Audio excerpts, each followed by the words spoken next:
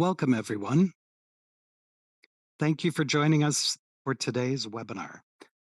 My name is Thomas, and I am a Wisconsin Certified Municipal Clerk. I have been working in the City Clerk's office since 2011. Today, the City Clerk will present election training for the spring primary. Just a little housekeeping before we get started. Today's webinar will be available on demand after the live session, and it is accessible through the same link you're using now.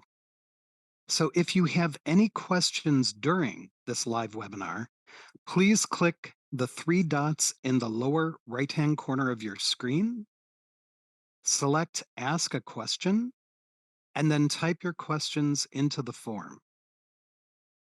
We'll be answering questions at the end of each section, plus we'll have some time at the end too. There is a little bit of a delay, so go ahead and ask your question as soon as you have it. If we don't get to your question during today's webinar, we will be sure to follow up afterward. If you are watching the recorded webinar through your training portal, please email your training questions to clerk@cityofmadison.com. Questions and answers about this training will be posted on the training Q&A portion of our website. Now, without further ado, we will turn the time over to Mary Beth. Our presenter today has been clerk since 2006. Thank you, Thomas. It's great to be here today with everybody. We'll start out with our goal for elections. Our goal is for each eligible voter to be able to cast a ballot and have that ballot counted. Some relatively new information for you is that the city of Madison has been selected as one of 10 jurisdictions in the US for the inaugural cohort of Centers for Election Excellence. There were 93 applications, and we were one of the 10 selected. And here's a list of the other jurisdictions that have also been named Centers for Election Excellence.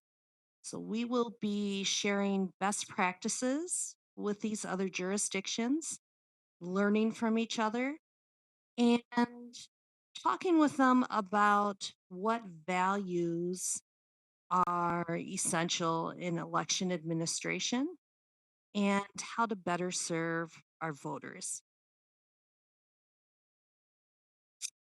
Some other news is that the clerk's office has temporarily moved from the city county building to the Madison Municipal Building across the street. We are getting our first remodel in 70 plus years. And so for now, we are working out of a conference room. The office that we had been using is completely under construction. So you will no longer find us where you used to be able to find us. We are now in the municipal building, in the room that had been a polling place for several years. Now that's our office for 2023. And we have a few polling place changes this election. The polling place that had been in the municipal building is moving to the Majestic Theater. And we are no longer at Coventry Village. We outgrew that space and they were no longer able to host us. So that polling place has moved to the Princeton Club. And then we had some feedback from poll workers and folks in the neighborhood about trying to walk to the polls uphill And of course, now it's uphill in cold temperatures. So the polling place that had been at Lakeview Lutheran is moving to Mendota Elementary. The polling place that had been at Mendota Elementary is moving to Vera Court Neighborhood Center.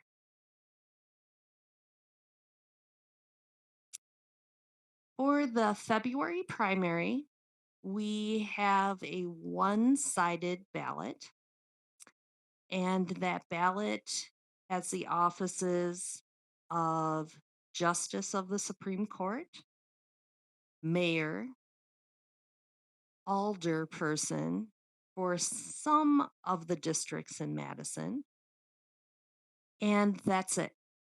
We have no school districts to keep track of for this primary election. So we get a little break in that regard.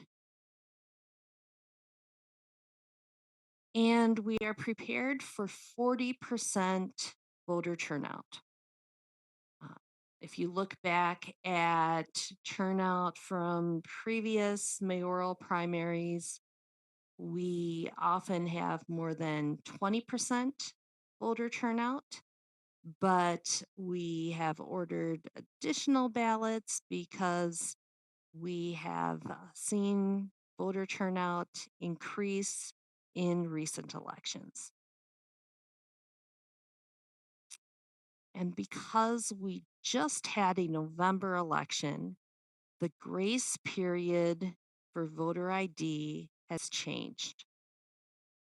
If a voter is showing their Wisconsin driver license, Wisconsin ID, military ID, or US passport, it is okay for the ID to be expired as long as that expiration date is later than November 8th of 2022. That was the date of our last November election. Just a reminder about absentee ballots that are being delivered to the polls. If somebody other than a courier from the clerk's office is dropping off an absentee, we will ask, "Are you the voter?" We may not ask the individual for their ID. That would be creating an extra requirement for handing in your ID that is not included in the state statutes. So we're just asking, are you the voter? If they are the voter, we can accept the absentee ballot. If they are not the voter, we will ask, are you delivering the ballot because the voter has determined that they require assistance returning the ballot due to their disability?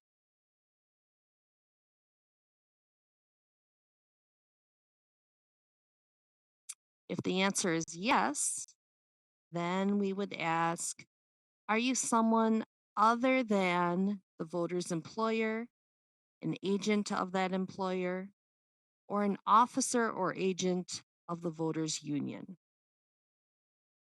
And if they answer yes, they are someone other than those positions, we may accept the ballot.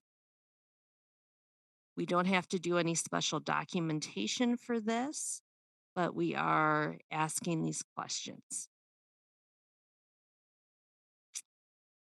There's been a lot of talk in the news about what constitutes a complete absentee witness address, and the standard remains the same as it has been for several years now. In order for the address to be considered complete, we need a house number, a street name, and a municipality. That municipality does not need to be Madison, does not need to be in Wisconsin. We just need these three components for a complete address. And just a reminder about when we are about to close the polls, we need to pause, take a breath, and ask everybody working in the polling place, are all of our absentees processed? Everyone needs to make sure they have the eyes of a hawk at that point. Check, double check, and triple check that all absentees are processed before we go ahead and close the polls and run the election results. And then the chief is going to make sure that the number of voter slips issued is equal to the number of ballots counted by the tabulator. If those numbers do not match, it needs to be resolved on election night. We should never have a situation where we are reconciling the numbers in the clerk's office after the election and we find that the polling place returned an absentee envelope that was assigned a number and is still sealed with a ballot inside. So those numbers would have been off on election night, and somebody should have checked whether all absentee envelopes that had been assigned a number had actually been opened and processed. And that brings us back to our goal. Remember that our goal is for each eligible voter to be able to cast a ballot and have that ballot counted. And that's why we're going to take our time with this to make sure that all the ballots are counted on election night. Thomas, do we have any questions yet? We do have some questions. Also, just we're going to go ahead and cover those. And a reminder to please be sure to type your questions using those three dots in the lower right hand corner that will pop up a small window if you have something you want to ask us during the training. The first one's easy. Janet just asks, she has a conflicting meaning. Can she watch this at a later time? And you certainly can. This is going to be on demand for a long, long time. Michael is wondering if the registration forms might still have the 10-day residency requirement written on them rather than the required 28-day residency. There's a chance of that, but we print 10,000 registration forms at a time. So I would imagine that we should be through with our old forms. But if you do encounter a form that says 10 days for residency, please change that to 28. Excellent. David just says no response necessary, but he congratulates us on being recognized for our excellence in elections. And I just wanted to say the people that are listening right now to this training, you're part of that. So this is for you as well. That's right. It's a reflection of all of your work at the polls and all of your efforts to make sure every vote is counted and that our polling places are welcoming to each voter. Noel wants to know if we have any suggestions for handling dropped off absentees that are not the voter or someone who is assisting a voter with a disability, other than simply refusing to accept them. Do we have any words that are useful for that situation? What we have done is let the individual know that um, we cannot accept the ballot unless the ballot is being dropped off because the voter is unable to drop it off themselves due to a disability. And that is based on a Supreme Court ruling. So that is something that we in the clerk's office do not have any control over. Tom just asks, is zip code required? And I think that might be referring to the absentee envelope. That's right. And the zip code is not a necessary component of a complete address when it comes to the witness address. Uh, Someone just marked true. I think we know who this is asking if there's going to be any sort of written down scripted card with what to say to somebody who is dropping off an absentee ballot. Yes, just like last election, we will have a guide with frequently asked questions or a quick and easy reference at the polls. And that guide will be found in the front of the chief's yellow binder. Yep. Liz just also has that same question of an absentee ballot dropped off, neither by the voter nor their sort of the person they're asking to help them. So that is a concern people have for sure. Um, Sean is just noting that absentee ballots should not be opened until a voter slip number has been assigned to the ballot. That's right. Good job. And Karen wants to know, should empty absentee envelopes be stored by voter number or alphabetically? After you've processed the absentees, the envelopes um, would be best sorted alphabetically. That would be helpful in the clerk's office when we go to reconcile that ward.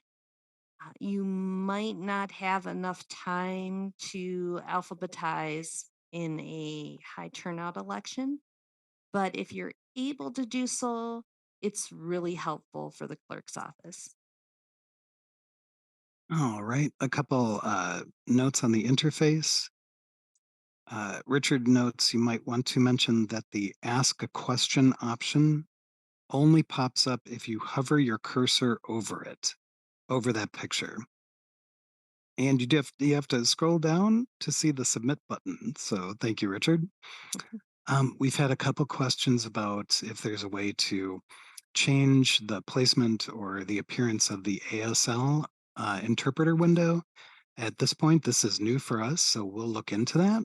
We don't have an answer right now. Let's see. Ruth asks, "Can you?" What she's written is, "Can you please explain the meaning of those that cannot submit an absentee ballot for a disabled voter?" So I think that might be a question of we've got it can't be their employer, it can't be their union representative. So who those are the people that cannot drop off a ballot for Right. somebody. And it is just literally like I think the spirit of the law is it can't be your boss or someone your boss puts in charge, and it can't be your union steward, right? Right. And as to why that is a requirement, we don't have any inside knowledge there. It's just the way the Supreme Court had ruled. Mm. Mark is wondering what happens to absentee ballots that don't have a full address on them. Those absentee ballots are rejected and never opened.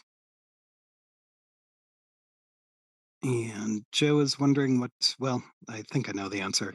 Um, in the past, some EOs have mistakenly accepted an out of state ID when proof of ID is needed. If someone says, well, this worked last time, what should we say? We would review with them what the law is and apologize if uh, an error was made by an election official at the last election. but we are not allowed to accept driver licenses or state ID cards from states that are not Wisconsin under Wisconsin's voter ID law. And Gregory is just asking what municipality refers to, and that's just the organization into a city, a village, or a town. So the city of Madison is a municipality simply being a city. That's right. Does the voter have any, this is Laurel, does the voter have any recourse if their ballot is inadvertently not counted on election day, their absentee ballot? By inadvertently, I am guessing that you're referring to the situation I referenced a couple minutes ago where a polling place returned an absentee ballot sealed in its envelope, uh, and it should have been counted at the polls on election day, but we didn't catch it in the clerk's office until several weeks after the election. And there is no recourse there. There's no way to change the election results after the election's been certified by the state. All right. Courtney is positing the real situation where someone brings in their absentee ballot, maybe written out, maybe filled in, maybe sealed, maybe signed, but they want to vote in person instead. And what should we do with that ballot? If we accept an absentee ballot from a voter, then their ballot has been returned and they cannot vote at the polls. If somebody walks into the polling place with an absentee ballot and they say, I have the absentee that was mailed to me, but I want to vote at the polls instead, I would tell them to put that absentee back in their vehicle, take it home and destroy it later that day. But we would not accept it as a poll worker. And then that voter could vote at the polling place instead. But if we accept the absentee ballot from the voter, even if we accept it and they're telling us don't count this, the voter has already returned their ballot at that point and they may not vote at the polls. All right. So we've got questions are coming fast and furious, but they're getting a little bit into the weeds. Okay. So I'm going to apologize to everyone who submitted a question now. We're not going to be able to answer it quite right now, but it will be answered and will be available on our website. All questions do get answered. Yes, we will put those on our training question and answer website. And we'll go on to the next section then and talk about voter registration. Just a review about what to do if we cannot find a voter on the poll book. First, we would check the supplemental poll book to see if the voter had registered late, if they had registered within 20 days of the election. If they're not on the supplemental poll book, then we would look up their address in the reverse directory. This is a list that you'll find in your poll book table folder. It lists all registered voters in that ward organized by street address. So it's alphabetized by street name. And then within each street, it lists the address numerically. And we would find the voter's address to see who is registered there. This is how we identify situations where we have misspelled a voter's name, preventing us from finding them on the poll book. And it would give us the opportunity to list the voter on the poll list correction sheet so the clerk's office can fix that typographical error after Election Day. If we can't find the voter on the poll book, the supplemental list, or the reverse directory, then we should ask them when and where they registered and check with the city clerk's office. If the voter says that they registered to vote online within the last 3 weeks, that would be why they're not on the poll book. Online voter registration closes February 1st for this election. After February 1st, you can start a voter registration online, print it out, and then complete the registration at the polls, but you cannot completely register to vote online during closed registration. In the last election, we found that we had dozens of voters who thought they registered to vote online the day before the election, but what they had done was start the registration process and then they didn't read the instructions to print the form and take it with them to the polls. If somebody is registering to vote and they do not have an acceptable form of proof of address, all we can do is review the options with the voter. We cannot give someone a provisional ballot if what they are lacking is proof of address. That is not a valid reason for issuing a provisional ballot. If somebody's registering to vote and they are a provisional voter, they must be providing you with proof of their address. And their voter registration form should be attached to the provisional envelope. On election night, when the provisional ballots come back to the clerk's office, Thomas has to get all these entered into the state system. Yes, I do. And this allows the provisional voters to track the status of their ballot on the state's website. If it's a voter who hadn't previously been registered, he has to process that registration right away on election night. And so we need that registration form attached to the provisional envelope. It should not be sealed inside the envelope because we can't open the envelope um, uh, without having the Board of Canvass convened to count the provisional ballots. So we need to access those forms on election night. And just a reminder that two election officials need to check each registration form for completeness. We want to make sure that the voter is on the next poll book.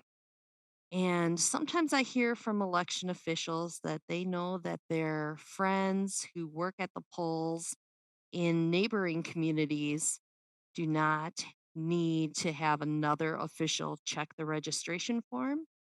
This is something specific to Madison because we want to catch any problems with the registration form while the voter is there at the polls to get it corrected and get it complete so we can get that voter on the next poll book. Because our goal is for each eligible voter to be able to cast a ballot and have that ballot counted. And we don't want them to show up at the polls the following election and have to re register. Now, you may have heard talk in the news about registrations that have inactive status. There have been some lawsuits about this. There's been some proposed legislation about this. If a voter registration is inactive, that means they are not on the poll book. This is just background information for you should you get any questions at the polls. An inactive voter registration is really just a historical record in the state system. And if a registration has an inactive status and the voter shows up at the polls, they would fill out a new registration form to re register in order to be activated. Now we'll just run through the voter registration form. This is going to be very familiar to all of you, but a quick refresher for the upcoming election. At the top of the form, the voter is checking all four boxes to indicate that they are eligible to vote. They're checking that they're a U.S. citizen, at least 18 years old as of election day. They've lived here for at least 28 days, and they are not currently serving a sentence for a felony. Then the voter prints their name legibly, lists their date of birth, and phone and email are optional but helpful. In section 4, they will list their street address within your ward. And in section 5, they will list their mailing address if it is different from their street address. For a voter who does not have a traditional street address, somebody who may be experiencing homelessness, they would use the back of the form to draw a diagram of where it is that they return for their residence for voting purposes.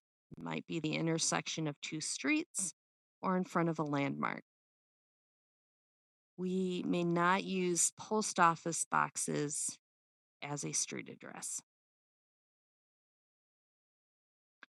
If the voter has changed their name, they list their previous name in section 6. And if they had been previously registered anywhere in the country, they would at least list their previous city and state so we can cancel that voter registration. If the voter has a current and valid Wisconsin driver license, they must write down that number. If the voter has a Wisconsin driver license, but they don't have it with them, or they've lost it and they're not sure of what that number may be, they can call the DMV or check the DMV website to get that number to write down on the form. For a voter who has no Wisconsin driver license, they would write down their Wisconsin ID card number or the last four digits of their social security number. We have a voter who still has an Iowa driver license. They would not write down their Iowa driver license number. They would be writing down the last four digits of their social security number. And then the voter checks the box to say that they're providing proof of their address. That proof of address may be electronic. And if the document has an expiration date, it cannot be expired. The voter signs or makes their mark and dates the form. And if the voter is not able to sign the form and has somebody else sign their name for them, that person who assisted them would sign as the assistant. And then we are going to document what the voter used to prove their address. And we're going to write down what the voter presented.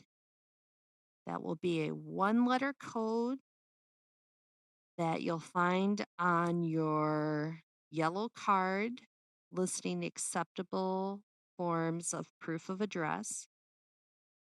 So in this example, the voter presented a Wisconsin driver license and the poll worker wrote down W for what was used. Then we write down who issued that document. Here it was Wisconsin issued the document. And if the document has an account number and it's a long number, 7 or more digits long, we would write down the last 4 digits of that number. If the document has a short account number, we would write down the last 2 digits of the account number. If it has no account number, then we are not writing down 4 or 2 digits in the proof of residence number field. And in the section, we literally are writing down the last 4 or 2 digits from the account number. We are not just writing down 4 or writing down 2. We are writing down that those actual digits from the account number on the document they presented to us. Just a review of what is acceptable for proof of address. The voter can show an affidavit or a letter on letterhead from an agency that provides services for the homeless.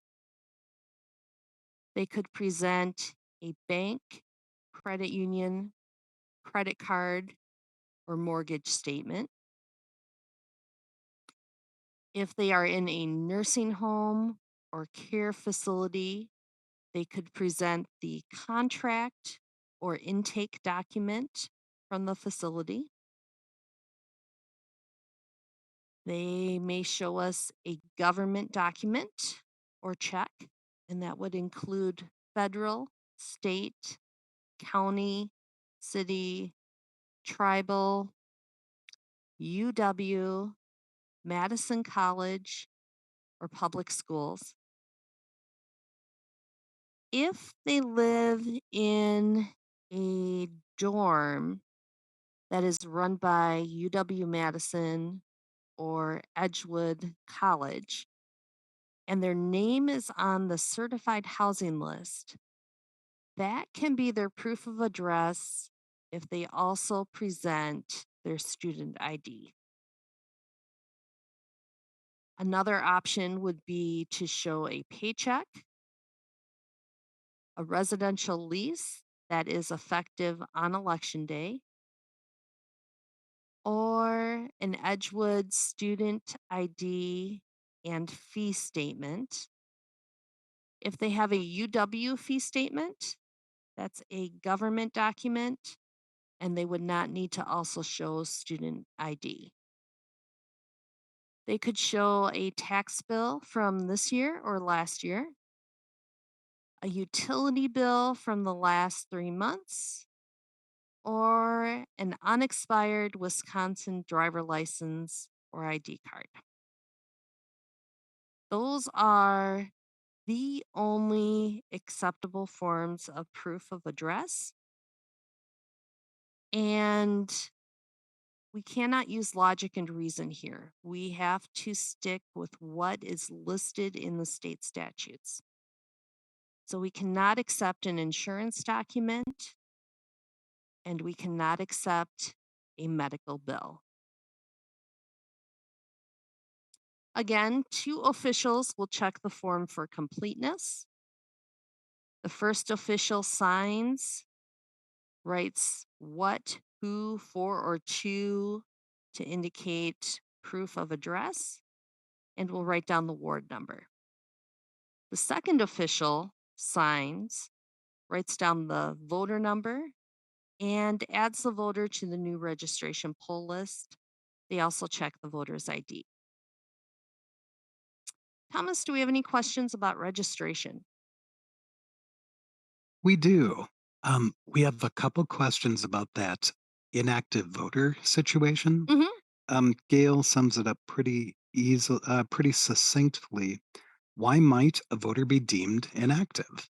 And I can think of one reason, which would be if somebody never moved but stopped voting for, is it 4 years? Yes. And then the state inactivates their voter registration. After sending them a postcard Mm, asking if they want to remain on the list. all right. Another reason you might be inactivated would be if you had registered to vote in another state and then that registrar, whether it's at the local, county, or state level, contacts Wisconsin to let us know that you've registered there and we cancel your old registration. So that's why across the nation, when you register to vote, one of the questions on the form is where had you previously been registered to vote? All right. Richard just has a quick scenario. You're you live in apartment 101 Hmm. and then you move to apartment 202, Hmm. same building, same street address. Do you need to register at the new apartment number? Yes. All right. Um, TR asks, does someone who has a green card, are they considered to be a US resident and capable of voting? No, they are not a US citizen, and you have to be a US citizen in order to be eligible to vote in Wisconsin. Bill wants to clarify that the 28 days of residency is for the state of Wisconsin, right? That's Not right. the US. So, all right. Let's see what else we have.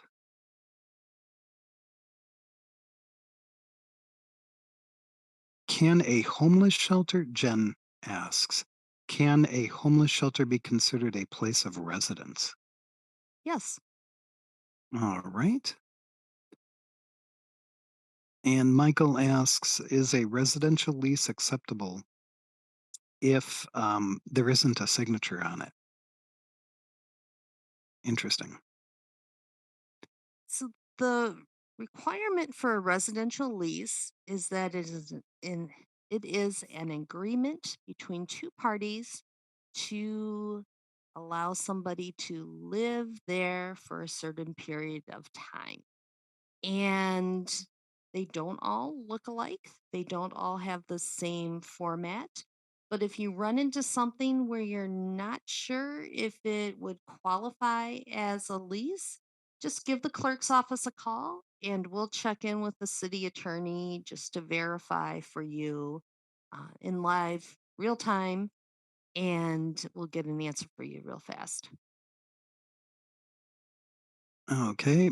Elizabeth just asks for the issuing entity, can election workers shorten the name? So my thought is if I see UWCU, I Hmm. know exactly what that is, and that's okay. Yes. All right.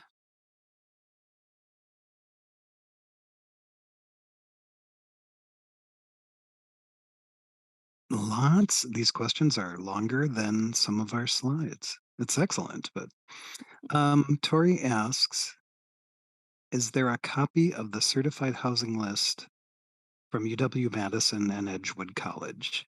And is that in with the materials? It is. So if your ward has a dorm that is run by UW Madison or is run by Edgewood College, that ward's poll book, or no, that ward's registration table folder will have at least one copy of the certified housing list. If your polling place does not serve a ward that has a dorm or residence hall in it, then you would not have a certified housing list. All right. So, in consideration of our interpreter and the hard work that they're doing, I suggest we push forward. And remember, we will answer all your questions on the website, and Yes, we'll have the link to that. absolutely. So, just a few reminders to close out here today. First of all, we are serious about election integrity. We are serious about the security of the election, about following the laws, and elections are no joking matter. Even if it is your neighbor who shows up at the polls and you want to make a joke about uh, the integrity of the election, that's not appropriate and sends a wrong message to the other poll workers around you and to the other voters who are there. And so we just are not going to be joking about the election at the polls. And we don't do that in the clerk's office either. Also, the polling place is not the appropriate location to use pickup lines or to be flirting with the voters. That can make voters very uncomfortable and puts them in a really bad spot. So leave the pickup lines at home. We want no lines at the polling place, including pickup lines. And we just will not be doing that at the polls. Election laws are really complex, as you know, and they keep changing. And so voters and observers and poll workers may have questions that seem basic to you, but they are legitimate questions. And so we are going to allow people to ask questions and we are going to be patient and show empathy to those who are asking the questions. There have been a lot of changes. Wards, districts, and polling places have changed. And we're not going to pass judgment on anyone who has a question, even if it's a simple question. And remember, we exist to assist. So we will patiently answer any questions that arise. And we're never going to tell the voters, figure it out yourself. And we also want to remember to show respect for each other and for our voters. And if we don't know how to pronounce a name, we want to be conscientious in learning how to pronounce somebody's name. And intentional or persistent use of incorrect names or pronouns would be harassment. And that creates a hostile work environment. So we're going to be careful to avoid that. And remember that we have a code phrase at the polls. If something inappropriate is being said, we are going to say yellow light. And that's a reminder to slow down, pause, and turn the conversation around.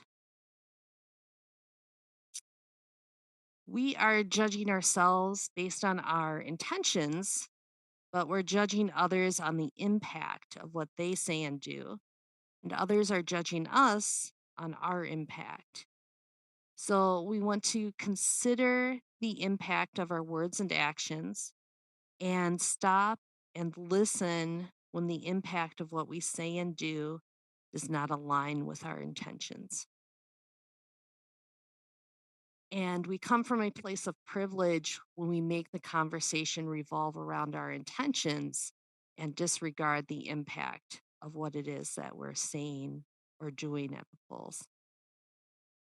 So we want to listen, reflect, apologize if we mess up, and then work on doing better. And I know we've mentioned this in previous trainings, but as Maya Angelou said, do the best you can until you know better. Then, when you know better, do better. Any questions on that, Thomas?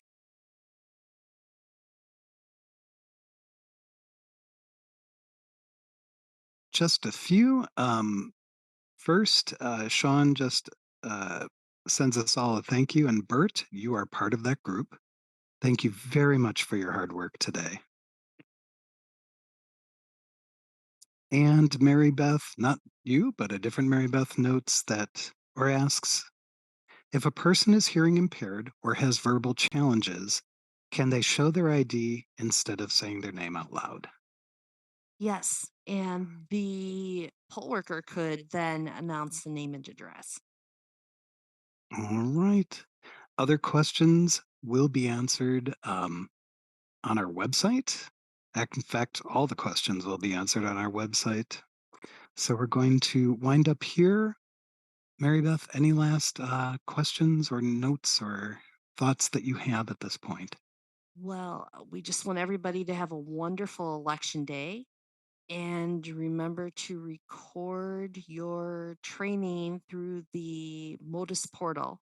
So there is a link that says take the quiz, and the quiz is asking if you participated in the training. So you'll want to make sure you do that to make sure you get paid for your time here today. Yep.